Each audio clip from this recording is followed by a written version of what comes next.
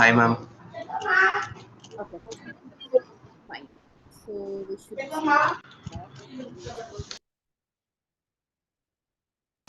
af-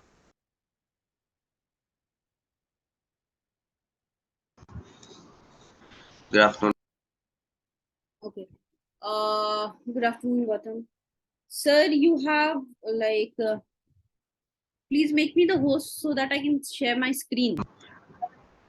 Ma'am, you are the host. Done. No, it happened. Like we took the ownership.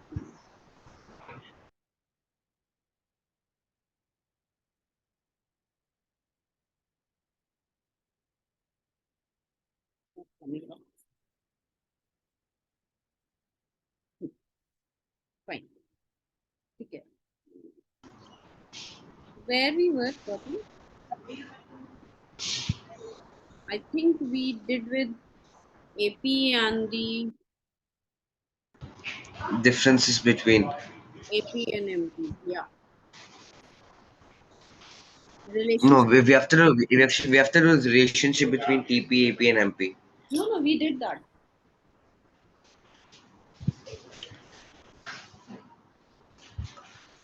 We did that. Wait. Yeah. I explained you with this diagram. I told you, no, Oh what? yeah, yeah. Hmm, Yes. I remember. No, teacher. Yeah, we have done this. We have done this. Yeah, we have even done a relationship between TP and MP. Hmm. We need to start with returns to a factor. Okay. Yes, ma'am. So it means change in total physical output when an additional unit of variable input is employed with fixed inputs. Okay? Modern economists explain it as law of variable proportion. Fine.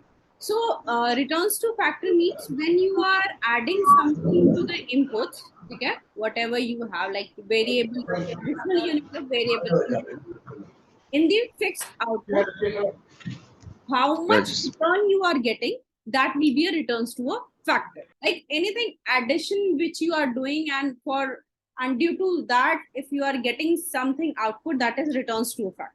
Means what returns have you gained from those additional units. Okay. okay, ma'am. Okay. Now it's saying law of variable proportion. This is like modern economists call it as law of variable proportion. The law of variable proportion is widely observed law of production which takes place in short run. In short run, production can be increased using more of variable factor. The law is applicable to all sectors of an economy. Okay? Means law of Okay. variable proportion. Why it is called law of variable proportion? Because obviously this implies in short run. First thing. Second is Uh-huh. you can change the number of outputs in short run only, because it is possible for you to increase the inputs in short run only. Okay? Because you need to do the Okay. mixture of fixed output, fixed inputs and variable inputs in short run only. In long run, though you have like you can make changes in the fixed output and outputs, fixed inputs, right? Fixed variable and Okay. fixed inputs and variable inputs. Okay? So in short run, what we have learned that in short run, the input, like you need to have at least one fixed input in short run, but in long run you can have all the things variable, because it is Okay, possible ma'am. for you to do the up and down in all the things in long run but not in short run. As example, I have given you for the building rent of that building. Okay? So it's Okay, saying that ma'am. this law of variable proportion is applicable to all the sectors of the economy, but those sectors should be running in short run, not in long run. Okay? So this Okay, concept ma'am. is only for short run concept, the short run, not for long run. The law of variable proportion states that as we employ more and more units of variable input, keeping other inputs fixed, the total product increases at an increasing rate in the beginning, then increases at Okay. diminishing rate, and finally starts falling. Okay? Obviously, this is law of variable For proportion only, that others. we keep on adding the inputs. Obviously, our output will be increasing at an increasing rate up to certain point, but after that it will obviously increase, but will increase with decreasing rate, and after that it will start falling. After reaching a maximum point, it will start falling. That is, MP of a variable input Okay. initially rises when the level of employment of input is low.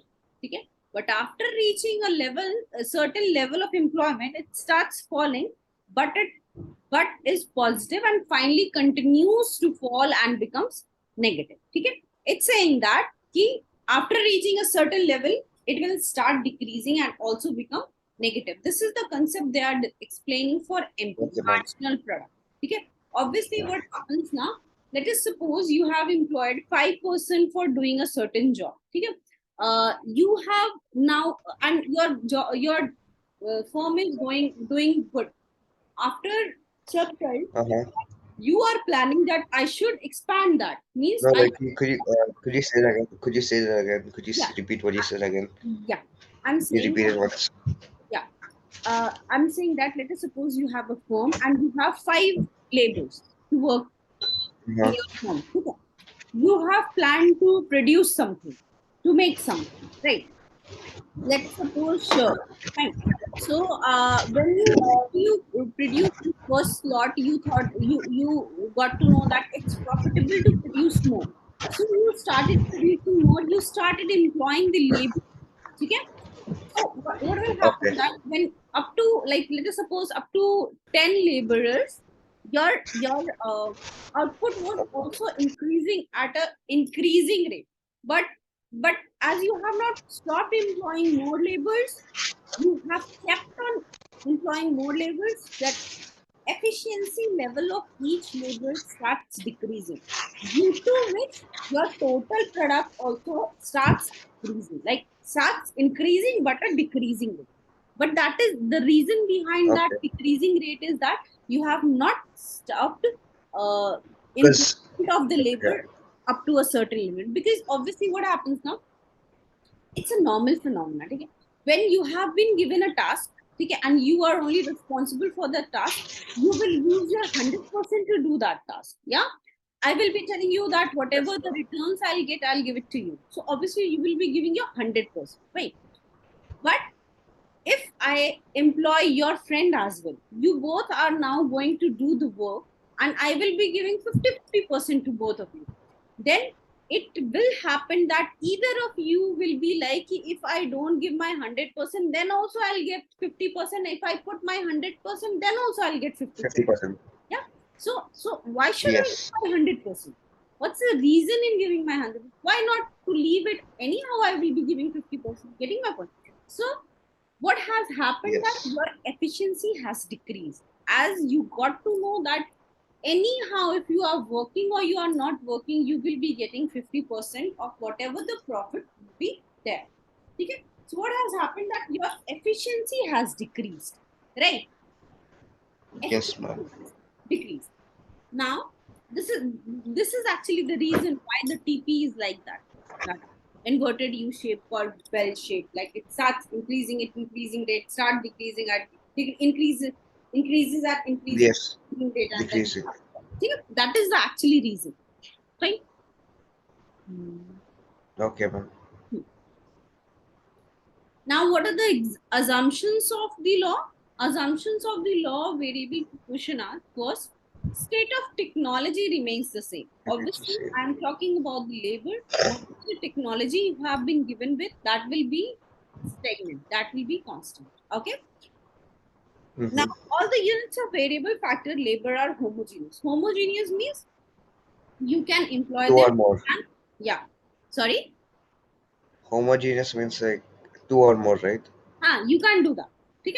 You have those, because this is the concept of short run. So in short run, you know that you can do those things. Okay? Obviously, you can add and subtract with the variable inputs, variable factors, not with the fixed. Okay? Okay, ma'am. There must always be some fixed input, and diminishing returns result due to fixed supply of fixed factors. Okay? Obviously you have a diminishing returns. Diminishing returns is, as you keep on employing more and more, you will be having the returns will start decreasing. Okay? And there Okay. should be at least one fixed factor. You should have at least one fixed factor, and that is the only thing we have studied in short run. In short run, the main criteria was only that you need to have at least one factor fixed. Yes, ma'am. Okay. Minimum of one. At least you need to have one fixed factor in short. Three phases of Huh. production. Explanation of the law is divided into two parts: tabular presentation and graphical presentation. Okay. There are three phases of production, and the explanation of that they have been given in one: tabular presentation and graphical presentation.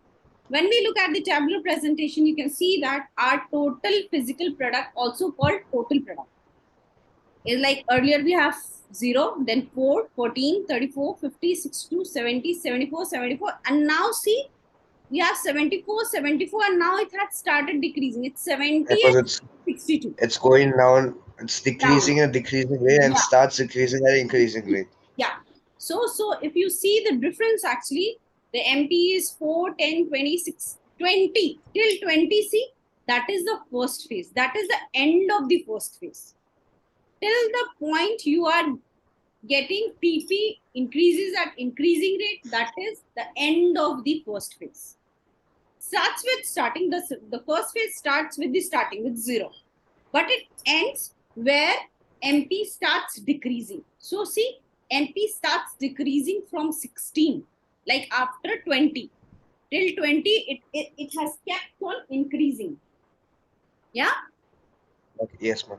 Yeah. So second phase Yes, so, start so where, basically the first phase says that it's increasing at an increasing rate, second phase increasing at a decreasing rate, third phase decreasing yeah, at a yeah, basically it's decreasing. yeah. And for MP, first phase would be increasing, second phase would be decreasing, and third phase would be negative. Simple.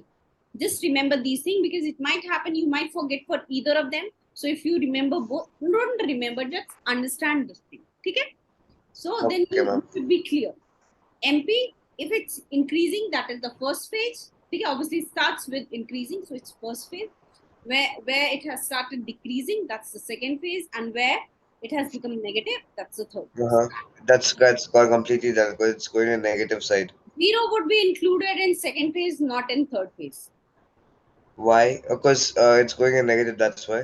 Negative would be in third phase, not the positive. Zero is obviously neither negative nor positive, but majority of the times we keep zero as positive. So that will be always under second phase, not on third phase. Okay, means the x-axis, Okay. above x-axis and on the x-axis you will have second phase. When Okay. you have entered the that if we say the quadrant, that the quadrant which is just on the right hand side, lower right, Mm-hmm. yeah, the x-axis, the lower of the x-axis, there, that is the phase 3 one. That is the part of phase. Okay. Okay. Okay, ma'am. Mm-hmm. The three phases can be identified by inspecting the behavior of MP of variable input in the above table. Okay. MP of variable input rises up to 3 units. This is phase 1, in which TP increases at increasing rate. From 4th unit to 8th unit of the variable input, MP falls but remains positive. This is phase 2, in which TP increases at a decreasing rate. MP of variable input becomes negative from 10th unit. This phase is third, in which TP starts falling. Obviously, I'll tell you that TP would be falling in the third stage. These three phases of the short run law production are graphically illustrated by relationship between TP and MP curves. It is given in figure. I think it would be given in down. Okay. Okay. You also need to know what are these three phases called. So the first phase is called phase of increasing return. Why is it called increasing returns? Because the output which you are getting, that is increasing at increasing. That is why it's called increasing returns. Goes from the origin to the point where the MP curve is maximum. Okay, obviously the MP is maximum. Okay, from origin to point B. In this phase, TP curve is increasing at an increasing rate. MP curve rises and reaches a maximum. Fine.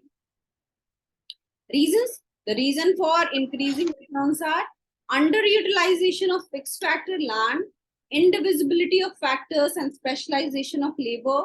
A rational producer will not operate in this phase because the producer can always expand through phase one. It is a non-economic stage range. Okay?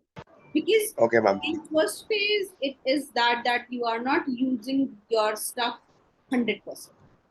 Okay, so if you need Okay, to ma'am. like achieve this thing, try to push yourself as much as possible, because you know that the more I push myself, the more profit or the more return I'll get. Okay, now Okay, ma'am. this is the point of cost that is called increasing. For phase of diminishing return, it is most Pardon, important ma'am? phase.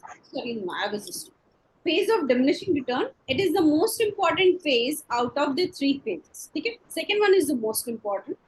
Phase two of production ranges from point where MP curve is maximum, okay, to the point where MP curve is zero. That much. This much. Okay, that is from point B to C. Okay, I ma'am. don't know where they have made the diagram. I think it must be down.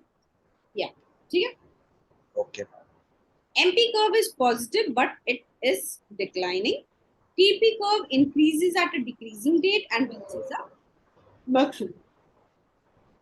Reaches a maximum. Means obviously this phase starts where the TP curve starts increasing at decreasing rate and ends where it is maximum. The highest point of TP, that will be the end of the second phase. Okay. Mama. Okay, ma'am. Okay. Now the law of diminishing return operates in phase two. Okay. So the diminishing returns that you will be getting uh, output from that increasing or adding on the stuff, that will be in the second phase. Okay. Optimal use Okay. of fixed factor, lack of perfect substitute between factors. This happens in the second phase. Okay. Why?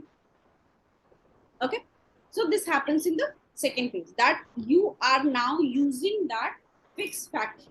Okay, whatever the fixed factor you have, you are using that at 100%. Lack of perfect substitute between factors. Perfect substitute means it is not possible for you to substitute one factor for the other. Okay, Okay, now ma'am. it's saying phase 3. Phase of negative returns, obviously, it covers the entire range over which MP curve is negative. In this phase, TP curve falls after point C.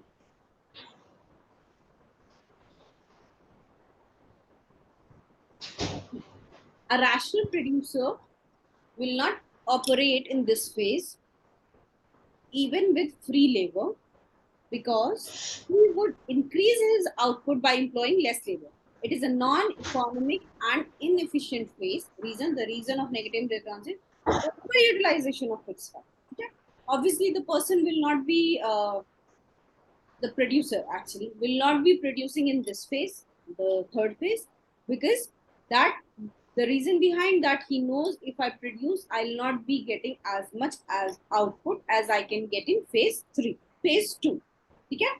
Here, what is happening? Okay. That you are making overutilization of the fixed factor, but the return which you are getting is not synchronized with that. Simple.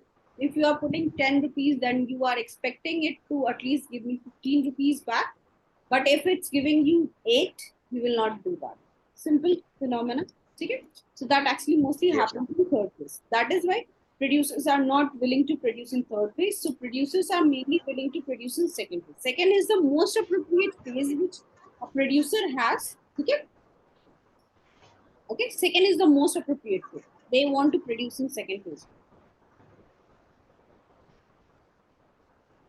Hmm.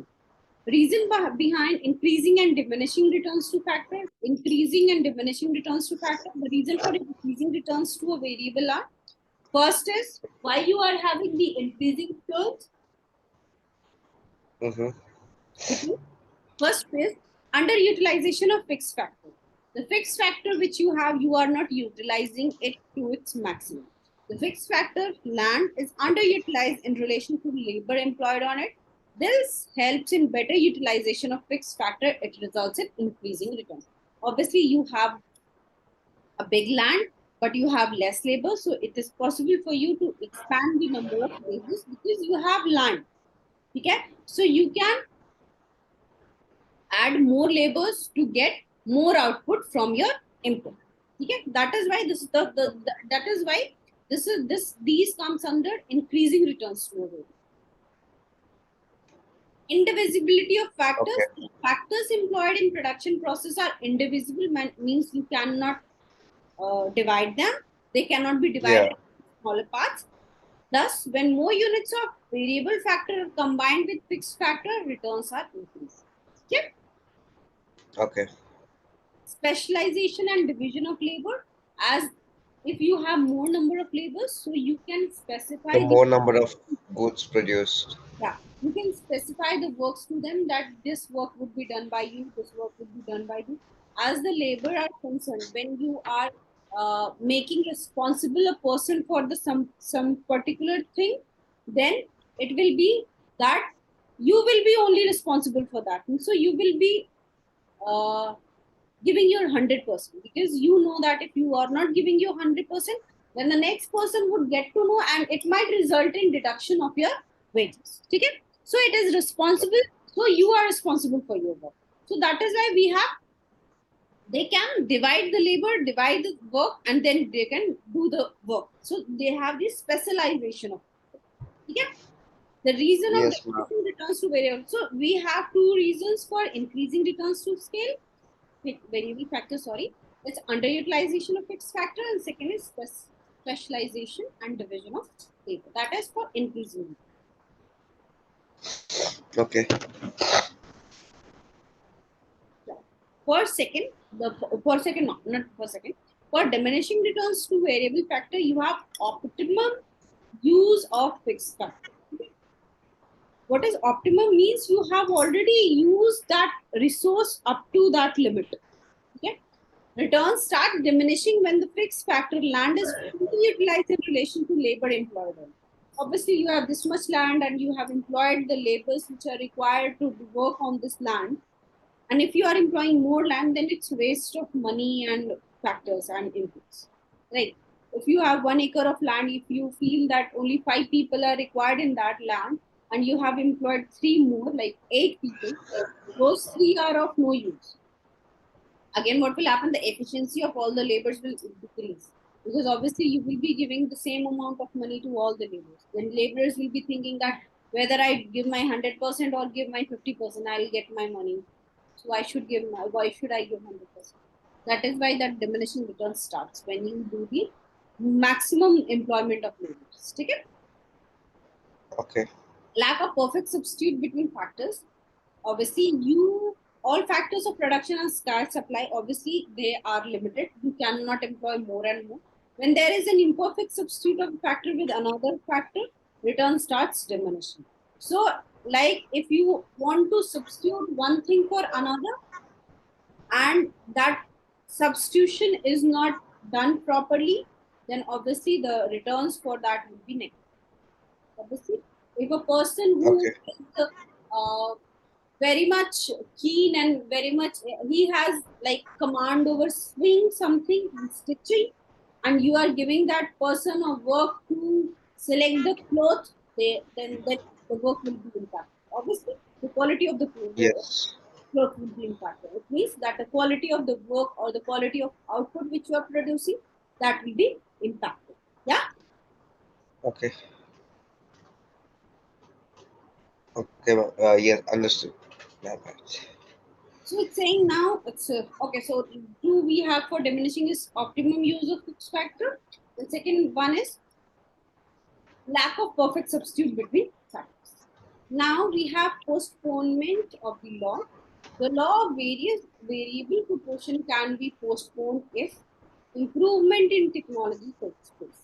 Obviously, if there has been some improvement, then you cannot do anything. Like, oh, if you are producing, if you are employing people according to the updated technology, then obviously that you will be having more returns. Okay? It means that for some Okay. time, due to improvement in the technology of production, the law becomes inoperable.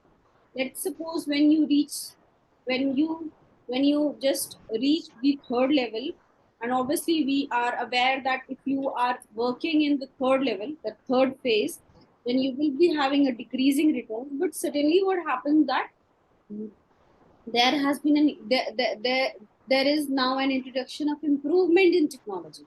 So obviously that law becomes inoperable in matlab, inappropriate in that third phase. Because now that Okay. third phase become has automatically shifted in second phase, because now you are getting more output, because obviously it is related to the returns which you are getting. And in third phase, if due to the improvement in technology, the returns are good, the returns are increasing only, then you cannot get take yourself in the third phase.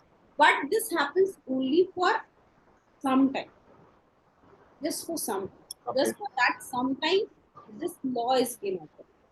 But after again some time, that technology, obviously you are not getting the improvement in technology with each passing day. It takes time. So that law will not be operative in that duration. After that, again that law will operative. It will start operating. Okay. If you apply more and more, that will go. Okay? Okay. Mhm. Some substitutes of the fixed factor are discovered. It means that all the factors have become variable. The law will become inoperative till the newly discovered substitute factors are realized. That if you have got a good substitute for the fixed factor, then what has happened that your all the factors have become now variable factors. So again, that law will not work in those scenarios, because that law works only in the scenario where at least you have one factor fixed. Okay. This Okay. exception, it would be better if you understand and learn this. It might be there in it. Okay, ma'am.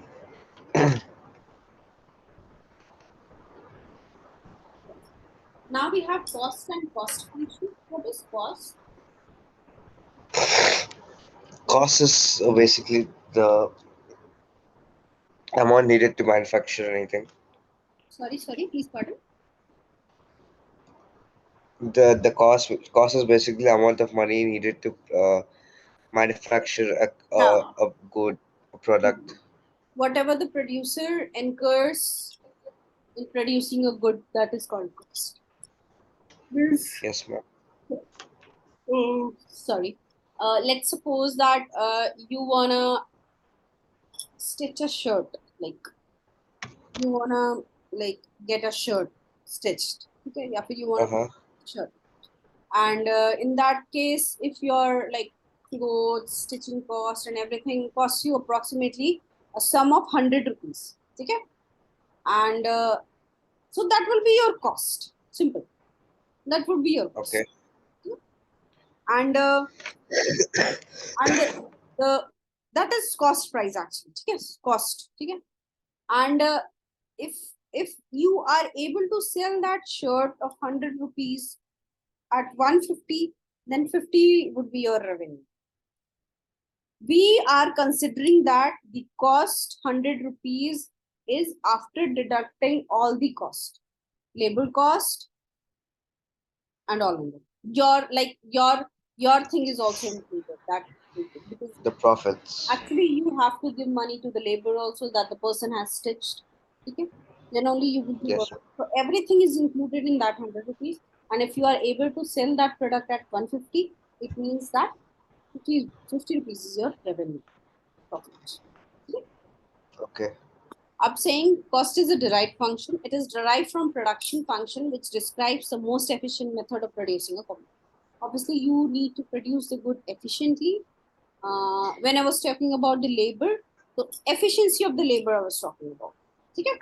So that really matters when you are producing a good. Cost of producing a commodity is the payment made to the factors of production which are used in production of that commodity. Obviously, when you were making shirt, you were giving some amount of money to the person who has given you clothes. You have given some amount of money to the person who has stitched your cloth and all, right? So this is, Yes. oh, this comes when this this includes all those payments. Yeah, I understood what you were trying to say. Yeah. So a cost function shows the functional relationship between output and cost of production. Okay. It gives the least cost combination of inputs corresponding to different levels of output. Cost function is given as P function of Q. Okay. What is the meaning of ceteris paribus? I don't know now. Keeping all the things constant. Pardon? Keeping all the things constant. Okay. Okay. Fine. Mm-hmm. Hmm.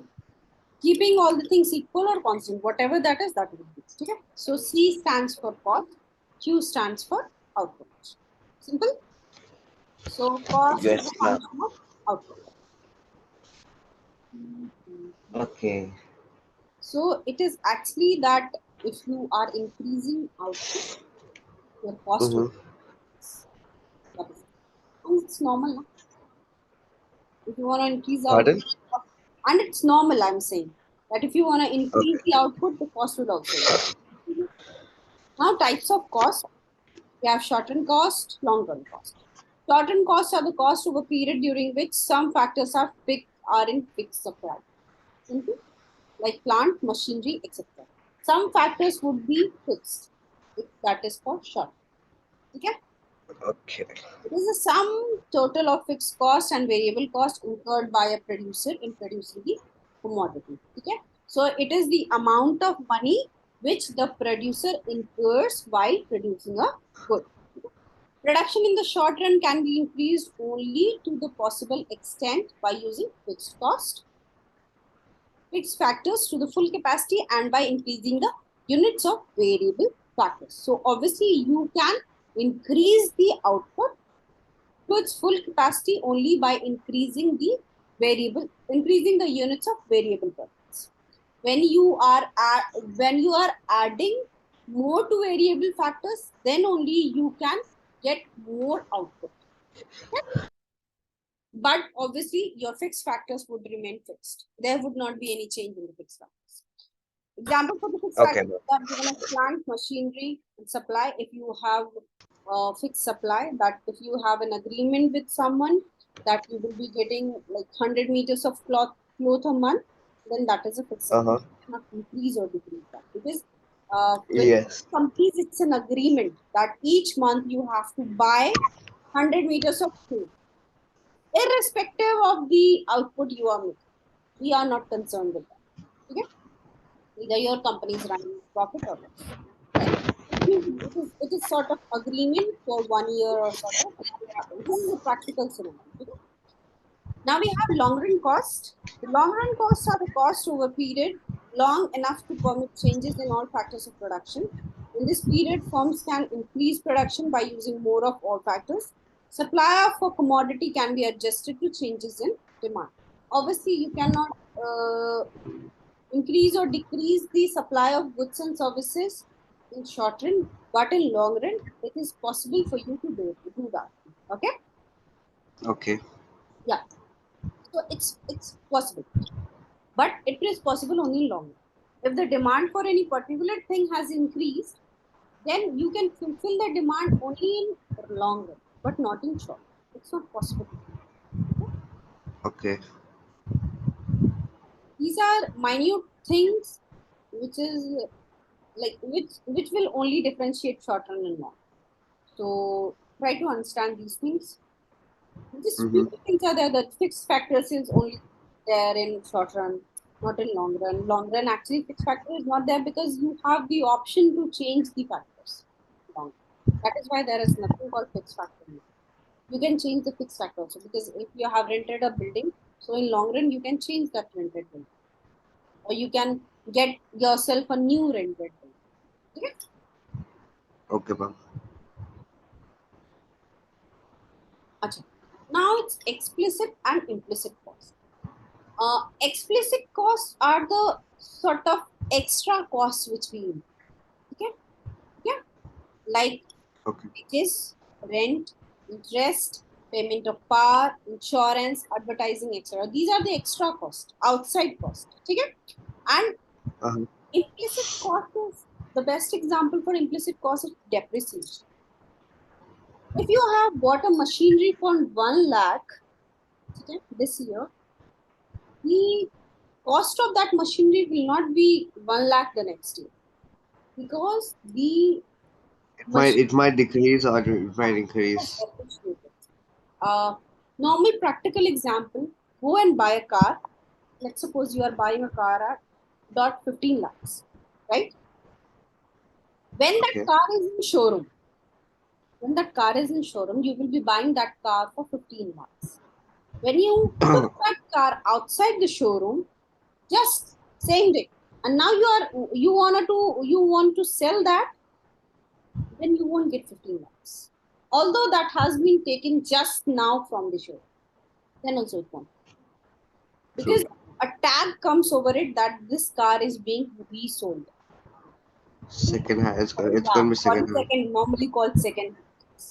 Although वो आपने अभी तुरंत निकाला showroom से, then also just now you have Yes. taken that out from the showroom, then also that becomes a Yes, second. ma'am. You won't get 15 lakhs for that car. The only thing, the appreciation happens with land. Land value appreciates. Machinery value never appreciates. Never. For Okay. example, your car, your mobile phones, and all that. You won't get the same amount at which you have bought it. Yes, agreed. So now let's read what is given in your book. But that's not the case of land. Yeah, I told you, no, that's not the case with land. Land value doesn't depend upon depreciation appreciation. It depends upon the True. environment, the near about thing. If you have bought land in a village, okay, and suddenly due to something, highway comes over just near to your land, or any good Acres gonna be near some building or the industry gets crores. established, then there would be a rocket hike in the price of your True. very good. So, but it also happen. It might also happen that when you bought your land for like 1 crores, and suddenly due to government instructions and anything, now the government has instructed that you are not no longer advisable to run the industry near that land. Okay, so everyone will take Oh, the industry from somewhere else. Now the value of your land will depreciate, but it happens very in very rarely. yeah rarely. But it